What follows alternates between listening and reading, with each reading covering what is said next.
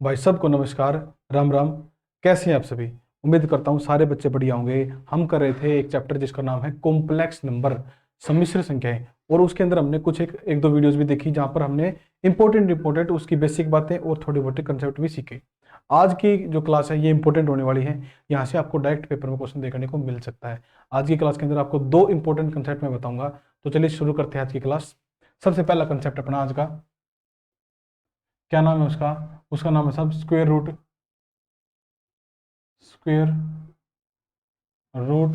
Of a complex number. Square root of a complex number, वर्गमूल। क्या? वर्गमूल। Sir complex number का भी वर्गमूल निकल सकता है क्या? आपके दिमाग में क्वेश्चन होगा कि सर कॉम्प्लेक्स नंबर का, सर एक सम्मिश्र संख्या का भी वर्गमूल निकल सकता है क्या? बिल्कुल निकल सकता है। अगर एक देखो किसी संख्या का वर्गमूल होना, देखो समझो इस बात को। मैं कहता हूं ये है, ठीक है साहब, मैं कहता हूं ये है। अब बताओ मेरे को, आप कहोगे कि सर यहां पर लिखा हुआ है 16। आप यहां पर लिखा 16, देखो सारे बच्चे सोचना, आप इसका वर्गमूल कॉन्फिडेंटली कब कर पाते हो? आप इसका वर्गमूल कॉन्फिडेंटली कब कर पाते हो? आप कहते हो कि इसका वर्गमूल 4 है, यही कहते हो ना? आप कहते हो इसका वर्गमूल 4 है, आपको पता है ये नॉर्मल संख्या 16 है, इसका वर्गमूल होता है 4। आप इसका वर्गमूल कॉन्फिडेंस के साथ 4 कैसे कह पाते हो? क्योंकि आपको इस बात का पता है ऑलरेडी कि 4 एक संख्या है जिसका वर्ग 16 बनता है। मेरी बात को समझ पा रहे हैं आप किसी संख्या का वर्गमूल कॉन्फिडेंशियली कब बता पाते हो? मैं कहूं आपको बताओ इसका वर्गमूल क्या होगा, क्या आप बता दोगे? बता दोगे? नहीं बता पाओगे, टेंशन में आ जाओगे, इसका आपको पता ही नहीं है। तो आप कहोगे कि सर वर्गमूल, किसी संख्या का वर्गमूल हम कॉन्फिडेंस के साथ में जब बता पाते हैं जब हमें पता हो कि वह संख्या किसका वर्ग होकर आई है। 4 का वर्ग होकर आई है 16, तो 16 का वर्गमूल भी हमें पता होता है 4। बात समझ में आई? अब इस बात को ऐसे समझो, अगर आपको अगर आपको अगर आपको कोई कॉम्प्लेक्स नंबर दे दे और कहे उस कॉम्प्लेक्स नंबर, मान लो यहां पर मैं लिखता हूं x प्लस आई वाई। मान लो आपको एक कॉम्प्लेक्स नंबर दे दिया x प्लस आई वाई और कहा कि इसका वर्गमूल करो। कहा कि इसका वर्गमूल करो, सारे बच्चे सोचना, सारे बच्चे देखना ध्यान से। कहा कि इसका वर्गमूल करो, तो आपको इस बात का पता होना चाहिए कि ऐसा कौन सा कॉम्प्लेक्स नंबर रहा होगा जिसका वर्ग करने पर ये आया हो, जिसका वर्ग करने पर ये आया हो। मेरी बात को समझ पा रहे हैं क्या? जैसे हमें पता था कि 4 यहाँ पर क्यों है, क्योंकि हमें पता है 4 का वर्ग करने पर 16 आया। तो अगर आपसे इसका वर्गमूल पूछ ले तो हमें पता हो कि ऐसा कौन सा आंसर रहा होगा जिसका वर्ग करने पर ये आ जाए। थोड़ा सा उल्टा सोचना पड़ेगा इसका आंसर निकालने के लिए। तो चलिए करते हैं शुरू। देखो हम बिल्कुल बेसिक से स्टार्ट करते हैं ताकि आप एक एक चीज को गहराई से समझते चले जाओ। देखो मैं कहता हूं कि हमने एक कॉम्प्लेक्स नंबर z मान लिया x प्लस आई वाई, ठीक है। x प्लस आई वाई हमने कॉम्प्लेक्स नंबर मान लिया। अब आप कहोगे सर देखो, अगर हम यहाँ पर z का वर्ग कर दें, अगर हम यहाँ पर z का वर्ग कर दें तो इसका मतलब क्या हो जाएगा? x प्लस आई वाई का वर्ग, ठीक है। और a प्लस बी का होल स्क्वायर इसको बोला जाता है। जब आप यहाँ पर फॉर्मूला खोलोगे तो आपको क्या मिलेगा? a का वर्ग मतलब कि x का वर्ग प्लस i इंटू वाई का वर्ग प्लस 2 इंटू ए इंटू बी, ठीक है। ये सारा आ गया। बताओ कोई दिक्कत है इसमें? आप कहोगे सर यहाँ पर आया x का वर्ग, और आई का वर्ग आपको पता होता है, आई का वर्ग क्या होता है? माइनस का वन। आई का वर्ग क्या होता है साहब? माइनस का वन होता है। तो अब यहाँ पर क्या हो गया? माइनस का वाई स्क्वायर प्लस यहाँ पर क्या होगा? 2 into x into y into i, ठीक है। अब यहाँ पर अगर आप ध्यान से देखो, मैं इसको अगर एज ए कॉम्प्लेक्स नंबर लिखूं तो x square minus Y square, सारे बच्चे ध्यान से देखना, x square plus y square plus 2 into x into y into i, ये आपको दिया होगा। ये जो आपको दिखता है बिना आई के, ये तो है अपना रियल पार्ट, और ये आई के साथ में जो दिखता है ये क्या है? आपका इमेजिनरी पार्ट। ये तो आपको पता ही है, ये तो आपको पता ही है कि ये इमेजिनरी पार्ट और ये रियल पार्ट, ठीक है साहब। अच्छा, अब चूंकि आपसे वर्गमूल पूछा जाएगा, आपसे अगर वर्गमूल पूछा जाएगा तो आपको ये चीज दी जाएगी कि, बात समझ रहे हैं? आपको तो ये चीज निकालनी है ना, ये चीज तो आपको निकालनी है। तो इसका वर्ग आपने कर दिया ये, और वर्ग करने के बाद आया ये, तो वर्ग करने के बाद आपको देंगे क्वेश्चन ताकि आप उसका वर्गमूल कर पाए और वापस इसी चीज पर आ पाए। तो आपको जब ये चीज दे, आपको जो भी चीज क्वेश्चन में दे वो हमेशा आप लेट करना इसके बराबर, क्योंकि आपको पता है कि वर्ग तो पहले हो चुका है। हमें पता है कि 4 का वर्ग करेंगे 16, वर्ग करने पर 16 आया, तभी तो 16 का वर्गमूल करने पर 4 आएगा। बात समझ रहे हैं? तो हमने पहले वर्ग कर लिया, हमने निकाल लिया वर्गमूल, वर्ग आया ये। तो जो भी आपको क्वेश्चन देगा वो इस फॉर्म में देगा, ताकि आप उसको वर्गमूल करके इस फॉर्म में ला सको। तो यहां से अब मोरल ऑफ द स्टोरी क्या निकल के आई कि आपके पास जो भी क्वेश्चन आए, आपके पास जो भी क्वेश्चन आए वो आप इस फॉर्म में लिखेंगे। जैसे कि अगर मैं कहूं, देखो ये सारा आपने नोट तो कर ही लिया होगा। मैं कहूं कि अगर z एक कॉम्प्लेक्स नंबर है x प्लस आई वाई, तो z का वर्गमूल क्या होगा? z का वर्गमूल क्या होगा? एक्स स्क्वेयर, ये z है यहाँ पर, X square minus Y square plus में 2xy इंटू आई। ये बात आपको डायरेक्टली रटवा दी जाती है कि ऐसे कर लो, लेकिन वास्तव में हम इसको ऐसे देखते हैं। ठीक है साहब?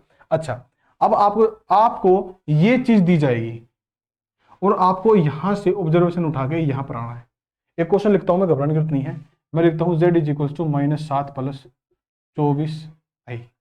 ये क्वेश्चन आपके सामने दिया हुआ है और आपसे पूछ लिया, या फिर ऐसे दे दिया आपको क्वेश्चन, ये दे करके ऐसे पूछ लिया आपसे कि बताओ, बस कुछ बोला ही नहीं, कुछ भी नहीं बोला, सिर्फ ये दे दिया, कुछ बोला ही नहीं, ये साइन लगा के दे दिया, तो आपको पता चल गया कि आपको इस कॉम्प्लेक्स नंबर का वर्गमूल निकालना है।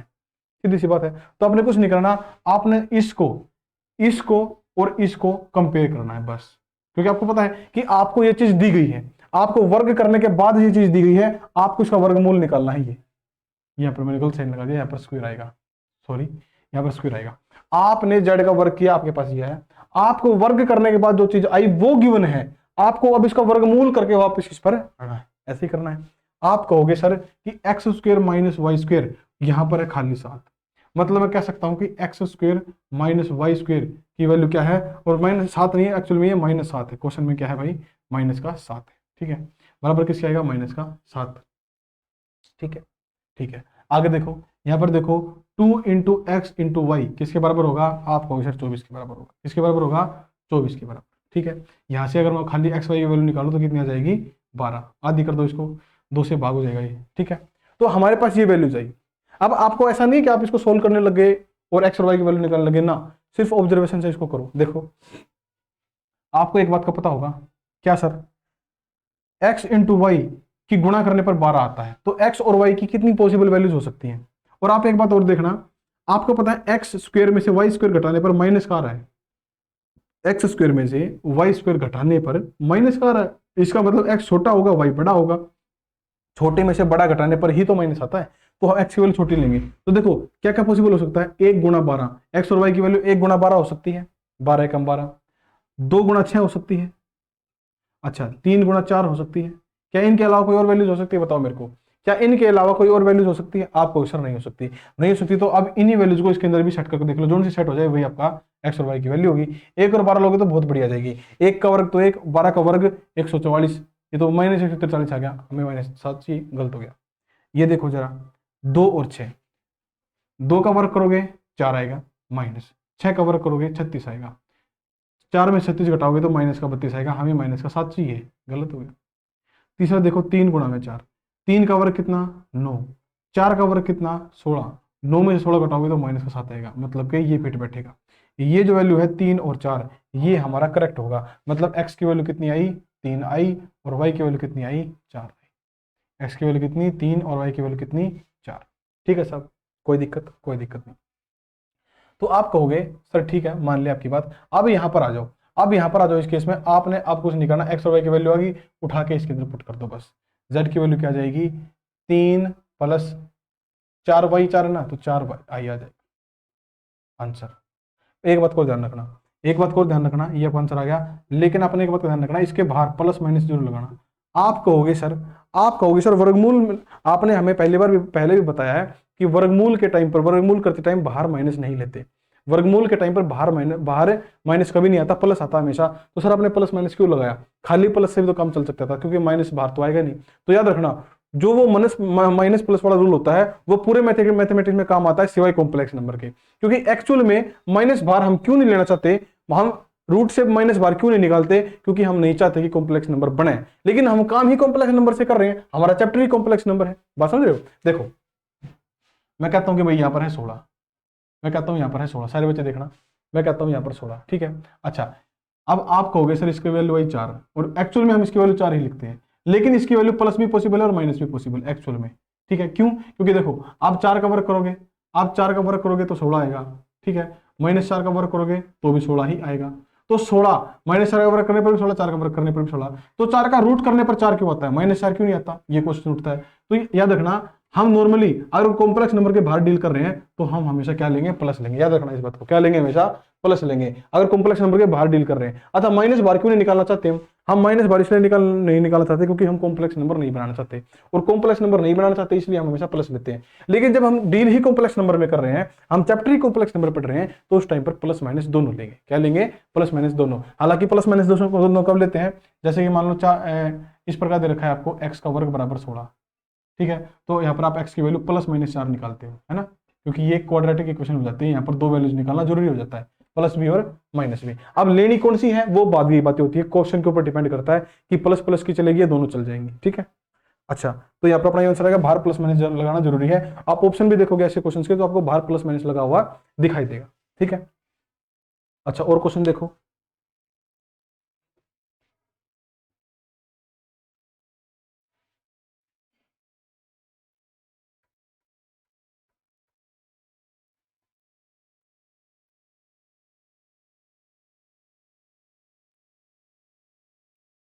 देखो वर्गमूल 3 - 4i, ठीक है। अब डायरेक्टली मेरे को पता है इस बात का कि जब हम किसी भी कॉम्प्लेक्स नंबर का स्क्वायर करते हैं, जेड स्क्वायर करते हैं, तो वो किसके बराबर आ जाता है, a² - b² + 2ab × i। X Y में ले लो, ए बी में ले लो, कोई फर्क नहीं पड़ता, एक ही बात है।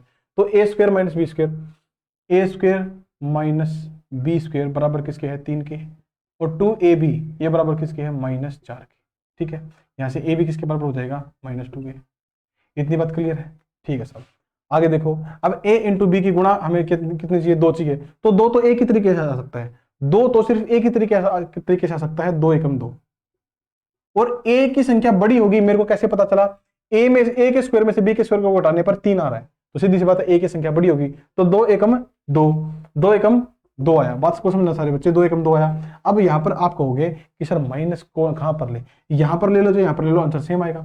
-2 और 1 लोगे तो 2 × 2 -2, और -2 का वर्ग करोगे, -2 का वर्ग करोगे 4, 1 का वर्ग करोगे 1, 4 - 1 3, सही बैठ गया ना। और अगर मान लो 2 और -1 लो तो देखो, 2 × 2 -2, 2 का वर्ग 4, -1 का वर्ग +1, 4 - 1 3, तो हर बार सही बैठ रहा है, मतलब कि ये दोनों चीजें सही बैठ रही हैं। बात को समझ रहे हो, ये दोनों चीजें क्या बैठ रही है, सही बैठ रही है। इसलिए मैंने कहा था बाहर प्लस भी ले लेना और माइनस भी ले लेना। आप एक काम करो, आप इसको लिख के इसको, और ऐसा कर लो, ये x a की वैल्यू, ये b की वैल्यू, ऐसे करो, -2 + आयोटा, a की जगह -2 लिख दिया, b की जगह आपने 1 लिख दिया, आयोटा आ गया फिर।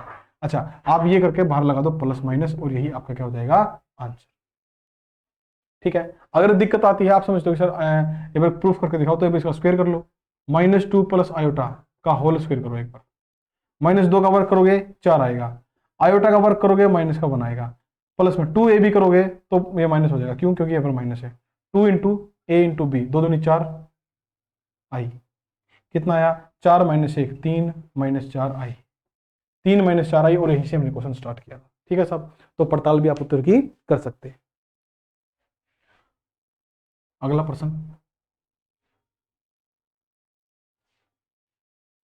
देखो, वर्गमूल 2i, वर्गमूल 2i कैसे करोगे। आपको पता है कि इसको हम ऐसे लिख सकते हैं 0, क्योंकि आपको कंफ्यूजन हो जाएगी, सर इसको कैसे लिखे, इसके अंदर तो x की तो वैल्यू ही नहीं है, y की वैल्यू है 2, तो ऐसे कर लो इसको 0 + 2i। तो आप क्या कहोगे कि सर देखो a b में ले लो, x y में ले लो, एक ही बात है, आपको समझ में आना चाहिए। x a पिछले में लिया था, मैं यहाँ पे ये ले रहा हूँ, a² - b² किसके बराबर आएगा, 0 के बराबर, और 2 × a b किसके बराबर आएगा, 2 के बराबर। ऐसे ही आएगा, देख लो सारे बच्चे, ऐसे ही आएगा ना। यहाँ से देखो क्या होगा, यहाँ से ये 0 है तो इस तरफ आ जाएगा, ये हो जाएगा a² = b², और यहाँ से क्या लिख सकते हैं हम, a = b, क्या लिख देंगे, a = b लिख देंगे, स्क्वायर से स्क्वायर कट जाता है, ठीक है, a = b लिख देंगे।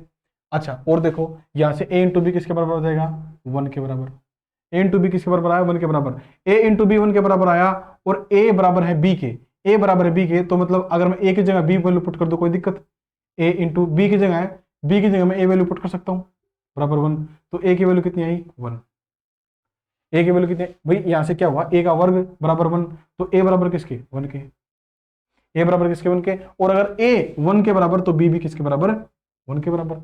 मतलब कि ए और बी दोनों की वैल्यू क्या आई 1 आई, और 1 आई तो आंसर क्या हो जाएगा प्लस माइनस 1 प्लस आयोटा, खत्म। देख लो सारे बच्चे, अगर डाउट है तो इसका स्क्वायर कर लो, ए का वर्ग प्लस बी का वर्ग प्लस 2ab 2 इंटू ए इंटू बी। देखो 1 माइनस 1 0 प्लस 2 आयोटा, देख लो ठीक है। पड़ताल जरूर कर लेना साथ साथ में, कहीं आप गलत कंसेप्ट तो नहीं सीख रहे हो। क्या पता मैं ठीक बता रहा हूँ, आप कोई चीज गलत इंटरप्रेट कर रहे हो, तो गलत गलत पड़ताल भी करते रहना ताकि आपकी प्रैक्टिस भी होती रहे, ठीक है। एक क्वेश्चन और देखो, फिर अगले कंसेप्ट पर बढ़ते हैं। क्वेश्चन है साहब वर्गमूल माइनस आयोटा, बताओ इसकी वैल्यू क्या होगी। वर्गमूल माइनस आयोटा, बताओ इसकी वैल्यू क्या होगी। इसके बाद फिर अगला कंसेप्ट करते हैं। आप कहोगे सर ठीक है, हमें पता है कि ए स्क्वायर माइनस बी स्क्वायर की वैल्यू आएगी 0, क्योंकि इसके आगे कुछ नहीं है, तो हम इसको कैसे लिखेंगे, इसको हम ऐसे लिखेंगे 0 माइनस आयोटा, 0 की वैल्यू आ गई है। और 2 इंटू ए इंटू बी आएगा -1 के बराबर, ठीक है, -1 के बराबर। अच्छा, यहाँ से वही सेम चीज आएगी, ए बराबर बी हो जाएगा, अभी पिछले क्वेश्चन में किया था हमने, ए बराबर बी। यहाँ से क्या आएगा, यहाँ से आएगा ए इंटू बी बराबर -1/2, और a इंटू बी है तो a की जगह b पुट कर सकता हूँ या फिर b की जगह a पुट कर सकता हूँ। अगर मैं b की जगह a पुट कर दूं तो a इंटू ए हो जाएगा बराबर -1/2, और यहाँ से a स्क्वायर बराबर -1/2 हो जाएगा, जिसके कारण a की वैल्यू आएगी वर्गमूल -1/2, वर्गमूल -1/2। और आपको पता है अगर वर्गमूल के अंदर माइनस बनता है, नेगेटिव बनता है, तो फिर से आयोटा बन जाएगा। मतलब कि a इज इक्वल्स टू, मैं इसको ऐसे कर सकता हूँ, -1 अलग कर लूँ इंटू मैं 1/2 अलग कर लूँ, ऐसे अलग अलग कर लेता हूँ, ठीक है, आपको समझाने के लिए। और a की वैल्यू कितनी आ जाएगी, इसका वैल्यू क्या होती है आयोटा, इसकी होती है 1/2, ठीक है। तो a की वैल्यू क्या आई आयोटा वर्गमूल 1/2, तो आंसर क्या आया अपना। अब a की वैल्यू ये आई, a और b बराबर है तो b की वैल्यू भी सेम यही होगी, a की वैल्यू अगर ये है तो b की वैल्यू भी यही रही होगी, तो a प्लस आई बी ये अपना आंसर होता है। a की वैल्यू कितनी है आयोटा वर्गमूल 1/2 प्लस आयोटा इंटू आयोटा वर्गमूल 1/2, ठीक है, क्योंकि ए और बी की सेम वैल्यू है। अब यहाँ से हम देखेंगे तो यह जाएगा वर्गमूल 1/2 आयोटा, वर्गमूल iota into iota, iota square, और आयोटा स्क्वायर का मतलब क्या होता है माइनस माइनस का 1, तो यहाँ पर आ जाएगा माइनस और 1 इंटू वर्गमूल 1/2, ठीक है साहब, कोई दिक्कत इसमें। अगर मैं इसको पलट के लिखूँ तो भी कोई दिक्कत नहीं, माइनस वर्गमूल 1/2 प्लस वर्गमूल 1/2 आयोटा, ठीक है, प्लस माइनस आंसर। बताओ कोई दिक्कत इसमें, कंसेप्ट समझ में आया या नहीं आया। मेन बात है कंसेप्ट को समझना, क्वेश्चन तो आप खुद भी कर लोगे, मेरे को कराने की जरूरत नहीं पड़ेगी, लेकिन मेन जो मुद्दा है वो है कंसेप्ट को समझने का, मेन जो रीजन है वो है कंसेप्ट को समझना, ठीक है साहब। अगला कंसेप्ट देखते हैं जो इससे भी ज्यादा इंपॉर्टेंट है, इससे भी ज्यादा एक इंपॉर्टेंट कंसेप्ट है जहां से पर्सन बन सकता है। देखो याद रखना, मैं आपको हर वो टॉपिक, हर वो कंसेप्ट, सिलेक्टेड कंसेप्ट जो आपके एग्जाम में आ सकता है कराऊंगा, या गारंटी रहेगी, ठीक है साहब। देखो इसको बोलते हैं कॉन्जुगेट, क्या बोलते हैं इसको, कॉन्जुगेट, संयुग्मी, संयुग्मी, कॉन्जुगेट संयुग्मी बोलते हैं इसको। क्या होता है ये कॉन्जुगेट, क्या होता है संयुग्मी, आइए सीखते हैं। देखो आपको पता है जेड एक कॉम्प्लेक्स नंबर है जिसको हम x प्लस आई वाई के फॉर्म में लिख सकते हैं, ये रियल पार्ट होता है, ये इमेजिनरी पार्ट होता है। आप सभी बच्चों को पता है, मेरे को बताने की जरूरत नहीं है, पहले भी मैं बता चुका हूं। अगर मैं एक ग्राफ बनाऊं, ऐसे दिख रहा है ना अच्छे तरीके से, हाँ, अगर मैं एक ग्राफ बनाऊं ऐसे, तो आप बताओ मेरे को सारे बच्चे, ये एक्स एक्सिस है, ये वाई एक्सिस है, ठीक है, ये एक्स एक्सिस, ये वाई एक्सिस है। अच्छा, अगर इस कॉम्प्लेक्स नंबर का, मैं इसके ऊपर एक छाप बनाऊं तो कैसे बनाऊंगा। यहाँ पर मेरे को क्या पॉइंट लेने पड़ेंगे, एक्स और वाई, जहां पर एक्स रियल है और वाई क्या है, इमेजिनरी है, ठीक है। एक्स और वाई पॉइंट ले लिए मैंने, तो यहां से लेके एक्स एक्सिस पर एक्स पॉइंट चलना है, तो यहां से लेके यहाँ तक मैं एक्स दूरी चलूंगा, मान लो यहाँ तक है मेरी, यहाँ तक है मान लो एक्स दूरी, ये दूरी है अपनी एक्स, ठीक है, और यहां से लेके यहाँ तक मान लो है वाई दूरी। तो एक्स हमने एक्स पर चला, वाई हमने वाई पर चला, इनके सामने ठीक है यहाँ पर जो पॉइंट बनता है उसी पॉइंट को बोलते हैं एक्स और वाई, ठीक है, ये मैं पहले भी आपको बता चुका हूं। तो यहां से ओरिजिन से, और ये जो दूरी होती है आप सबको पता क्या होता है, ये है मॉडुलस ऑफ जेड, ये होता है मोड ऑफ जेड, जेड का मॉडुलस, ठीक है, ये भी मैं आपको बता चुका हूं। अब ये जो दूरी है यहां से अगर मैं इसको ऐसे मिला दूं, नीचे ऐसे मिला दूं, तो ये एक ट्रायंगल बन जाता है, ट्रायंगल ए बी सी, क्या बन जाता है, ट्रायंगल ए बी सी, ठीक है। अब आते हैं इसके नाम के ऊपर, जिसको बोलते हैं संयुग्मी। संयुग्मी मतलब कि बिल्कुल सेम टू सेम दिखने वाली अलग चीज, सेम टू सेम दिखने वाली अलग चीज, तो बिल्कुल सेम टू सेम दिखने वाली एक अलग चीज बनानी है। आपके पास एक ट्रायंगल, देखो सारे बच्चे समझो इस चीज को, आपके पास एक ट्रायंगल है, आपको सेम टू सेम दिखने वाला एक और ट्रायंगल बनाना है। फर्क सिर्फ इतना है, आपके पास दो चीजें होती हैं, एक तो होती है रियल, एक होती है इमेजिनरी। मेरे को बताओ, जो रियल है, जो वास्तविक चीज है, क्या आप उसको बदल सकते हो? क्या वास्तविकता को कभी बदला जा सकता है? नहीं बदला जा सकता। क्या काल्पनिक चीजों को बदला जा सकता है? हाँ, बदला जा सकता है। काल्पनिक चीजें हैं, ये सोचिए, कुछ और सोच लो। आपको मैं समझाने के लिए सारी बातें बता रहा हूं, ताकि आप इस चीज को अपने दिमाग में सेट कर पाओ। काल्पनिक चीजों को बदला जा सकता है। तो याद रखो, हम जो x की वैल्यू है, ये जो x का जो ये लाइन है, हम इसको चेंज नहीं कर सकते। हमको इसी लाइन पर रुकना पड़ेगा। इसी लाइन के साथ जुड़ते हुए हमें सेम ऐसा एक ट्रायंगल बनाना। हाँ, y की लाइन को चेंज कर सकते हैं। ये y की लाइन है ना, आप सबको पता है, जो कि देखो आप कह रहे हो सर y की लाइन तो ये है, ये और ये लाइन बराबर तो है, जितनी लंबी है उतनी लंबी हमने यहाँ पर लिया, क्योंकि ये इसके बिल्कुल सामने है। ठीक है ना? अच्छा, आपको सर एक काम करो, अगर हमने यही लेना है तो इसके नीचे बना लो ना, ऐसे इसके नीचे बना लो। बहुत सारे बच्चों के दिमाग में आई होगी ये बात। जो एंगल आप थीटा यहाँ पर ले रहे हो, जो एंगल थीटा आप जो थीटा एंगल आप यहाँ पर ले रहे हो, वही थीटा एंगल यहाँ पर ले लो, वही थीटा एंगल आप यहाँ पर ले लो। दिक्कत क्या है? हालांकि आपको पता है जब नीचे हम एंगल बनाते हैं तो माइनस थीटा हो जाता है, लेकिन एंगल तो बराबर है।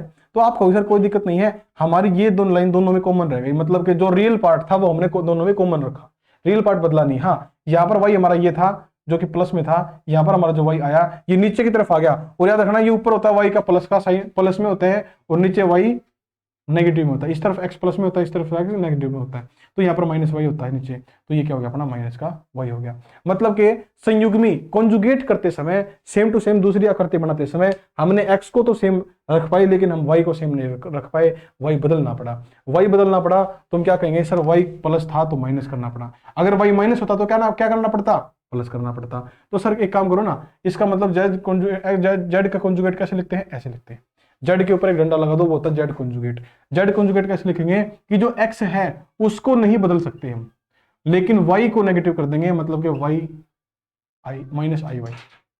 याद रखना, हमेशा कॉन्जुगेट का मतलब होता है एक्स जो है उसको छोड़ दो, एक्स को कभी मत छेड़ना, सिर्फ और सिर्फ साइन किसका चेंज करना है अपने, वाई का साइन चेंज करना है। प्लस है तो माइनस कर दो, माइनस है तो प्लस कर दो। एक्स प्लस हो माइनस हो उसको एज इट इज लिख दो, बदलने की जरूरत नहीं है। ठीक है साहब, ये होता है अपना कॉन्जुगेट, ये होता है अपना कॉन्जुगेट। अगर कोई आपसे पूछे कि z is equal to 3 + 4i, बताओ z कॉन्जुगेट क्या होगा, तो घबराने की जरूरत नहीं है, 3 - 4i, बस खत्म। x को एज लिखो, y की वैल्यू चेंज कर दो। कोई आपसे पूछे z is equal to -26 - 7i, ऐसे कोई पूछ ले आपसे पूछे z कॉन्जुगेट बताओ, तो -26 सेम लिखो x को, y को चेंज कर दो +7i, बस। कोई फॉर्मूला कुछ नहीं, सिर्फ साइन चेंज करना है एक। ठीक है, और इसी चीज को समझाने के लिए हमें इतना समय लगा। ठीक है साहब, तो यह बात क्लियर है, कोई दिक्कत यहाँ पर? इसकी छोटी मोटी प्रॉपर्टी बताता हूँ आपको कॉन्जुगेट की, जो आपको पता होनी चाहिए। देखो